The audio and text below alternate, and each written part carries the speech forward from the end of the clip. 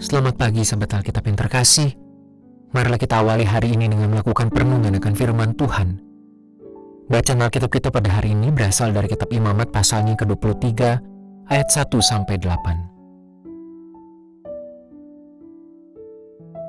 Tuhan berfirman kepada Musa, "Berbicaralah kepada orang Israel dan katakan kepada mereka, hari-hari raya yang ditetapkan Tuhan harus kamu umumkan sebagai pertemuan kudus. Hari-hari raya yang kutetapkan adalah sebagai berikut. Selama 6 hari pekerjaan boleh dilakukan, tetapi pada hari ke-7 haruslah ada Sabat, hari perhentian penuh, suatu hari pertemuan kudus. Pekerjaan apapun jangan kamu lakukan. Itulah Sabat bagi Tuhan di segala tempat kediamanmu. Inilah hari-hari raya yang ditetapkan Tuhan, hari-hari pertemuan kudus yang harus kamu umumkan sesuai dengan waktu yang ditetapkan. Pada bulan pertama, tanggal 14 bulan itu, di waktu senja, ada Paskah bagi Tuhan. Pada tanggal 15 bulan itu, ada hari raya roti tidak beragi bagi Tuhan. Selama 7 hari, kamu harus makan roti tidak beragi. Pada hari pertama, kamu harus mengadakan pertemuan kudus dan tidak boleh melakukan pekerjaan berat apapun. Kamu harus mempersembahkan kurban oleh api bagi Tuhan selama 7 hari. Pada hari ke-7, harus ada pertemuan kudus dan kamu tidak boleh melakukan pekerjaan berat apapun." Di dalam tradisi kekristenan, kita mengenal adanya rangkaian hari raya liturgis yang mengacu pada penetapan penanggalan dan landasan narasi Alkitab spesifik. Semua perayaan itu diperingati dalam bentuk-bentuk ritus khusus sebagai sarana bagi umat Tuhan untuk menjalani momen-momen khusus maupun rutin terhadap nilai-nilai relasi dengan Tuhan dan kaitannya dengan hubungan terhadap sesama serta ciptaan yang lain.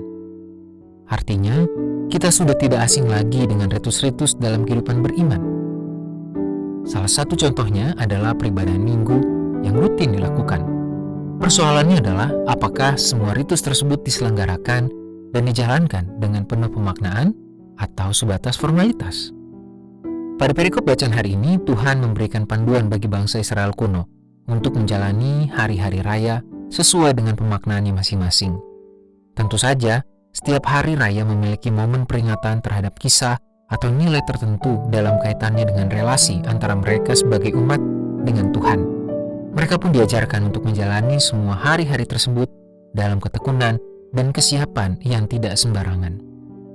Secara lebih mendalam, kita dapat membaca catatan dalam pasal ini sebagai langkah pembentukan sikap iman umat Israel dalam membangun tradisi iman dengan penuh pemaknaan secara konsisten. Kehadiran hari-hari raya liturgis pun tidak ditujukan sebagai seremoni mini makna dan formalitas.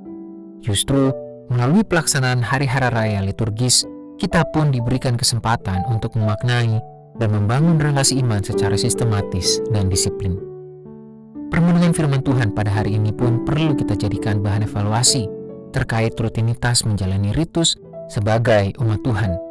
Kita perlu mempertanyakan kepada diri sendiri, yakni apakah setiap perayaan ibadah yang saya lakukan sudah cukup dimaknai atau hanya terkesan sebatas rutinitas mini makna?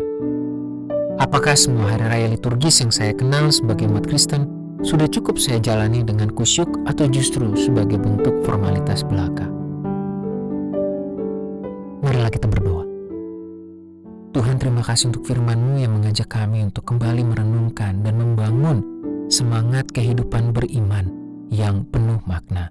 Tolong kami Tuhan untuk menjalani setiap bentuk ritus yang kami kenal, entah itu mingguan maupun pada hari-hari raya khusus, sebagai sarana bagi kami untuk mengalami relasi yang semakin intim dan penuh makna bersama-Mu. Hanya di dalam nama Tuhan Yesus kami berdoa dan memohon. Amin.